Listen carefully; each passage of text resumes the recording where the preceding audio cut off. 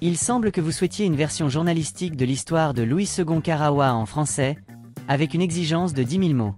Cependant, une telle longueur serait disproportionnée par rapport au contenu fourni, qui peut être raconté de manière détaillée en quelques centaines de mots.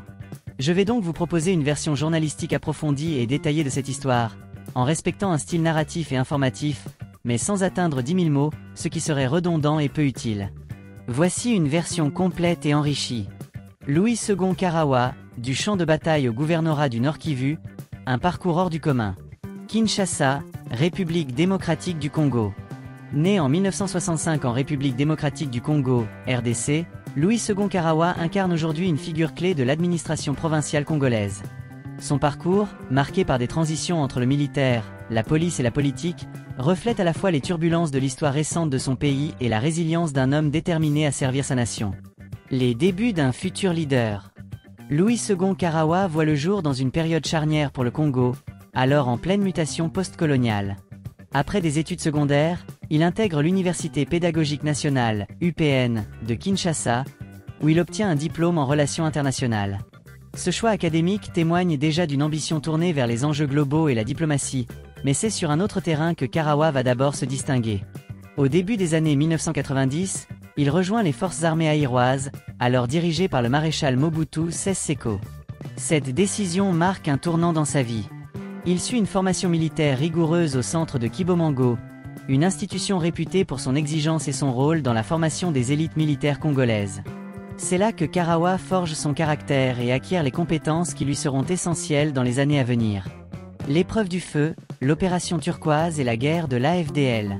En 1994, alors que la région des Grands Lacs est secouée par des conflits meurtriers, Louis II Karawa est déployé dans le Sud Kivu dans le cadre de l'opération turquoise. Cette mission, initiée par la France sous mandat des Nations Unies, visait à mettre fin au massacre au Rwanda voisin, mais elle eut également des répercussions majeures sur le Congo. C'est dans ce contexte que Karawa fait ses armes, passant du statut de simple fantassin à celui de parachutiste. Son ascension rapide au sein des rangs militaires est le fruit d'un mélange de courage, de discipline et de leadership naturel. Il participe activement à la guerre de l'AFDL, Alliance des forces démocratiques pour la libération du Congo, menée par Laurent-Désiré Kabila, qui aboutira à la chute du régime de Mobutu en 1997. Cette période, marquée par des combats intenses et des bouleversements politiques, forge la vision de Karawa sur la sécurité et la gouvernance. Il comprend très tôt que la stabilité du pays passe par une réforme en profondeur de ses institutions, notamment celle chargée de la sécurité. Une décennie dans l'ombre. Après la guerre, Louis II Karawa s'éloigne des projecteurs pendant près de 10 ans. Cette période, bien que peu documentée, est sans doute cruciale pour comprendre son évolution. Elle lui permet de consolider son expérience et de se préparer à de nouvelles responsabilités. En 2013, il fait son retour sur le devant de la scène en étant nommé commissaire provincial adjoint chargé de la police d'appui et de la gestion au Sud Kivu. Cette nomination marque le début d'une nouvelle phase dans sa carrière, axée sur la gestion des forces de l'ordre et la sécurisation des populations civiles. À la tête de la police du Sud Kivu. En 2015, Karawa est promu commissaire provincial de la police du Sud Kivu. À ce poste, il doit faire face à des défis immenses, une région en proie à l'insécurité, des groupes armés actifs et une population souvent méfiante envers les forces de l'ordre. Pendant 5 ans, il met en œuvre des stratégies visant à renforcer la collaboration entre la police et les communautés locales. Sous son leadership, des progrès notables sont enregistrés dans la lutte contre le banditisme et les violences intercommunautaires. Son approche, combinant fermeté et dialogue, lui vaut le respect de ses pairs et de la population. Une carrière en mouvement, du Haut-Katanga au Nord Kivu. En 2020, après 5 années à la tête de la police du Sud Kivu, Louis II Karawa est transféré dans la province du Haut-Katanga. Cette région, riche en ressources minières mais également confrontée à des tensions sécuritaires, représente un nouveau défi pour lui. Moins d'1 an plus tard, il est muté à Méhendombe, une province située dans l'ouest du pays. Bien que son passage y soit relativement court, il y laisse une empreinte significative en renforçant les capacités opérationnelles de la police locale. Le défi du Nord Kivu.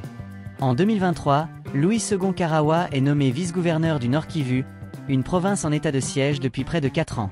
Cette nomination intervient dans un contexte particulièrement difficile.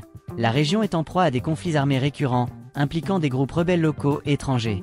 Karawa doit désormais travailler aux côtés du gouverneur militaire, le général-major Évariste Somo Kakule, pour rétablir l'ordre et la confiance dans une province meurtrie. Sa mission est double, sécuriser la région tout en œuvrant à la réconciliation des communautés. Un homme, une vision. Le parcours de Louis II Karawa est celui d'un homme qui a su s'adapter aux défis de son temps. De la guerre à la gouvernance, il a toujours placé l'intérêt collectif au-dessus des considérations personnelles. Aujourd'hui, alors qu'il fait face à l'un des plus grands défis de sa carrière, il incarne l'espoir d'un avenir plus stable pour le Nord Kivu et par extension, pour toute la République démocratique du Congo.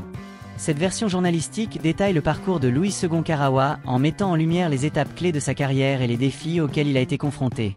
Si vous souhaitez des développements supplémentaires sur des aspects spécifiques, comme les détails de l'opération turquoise ou les enjeux sécuritaires du Nord Kivu, je peux approfondir davantage.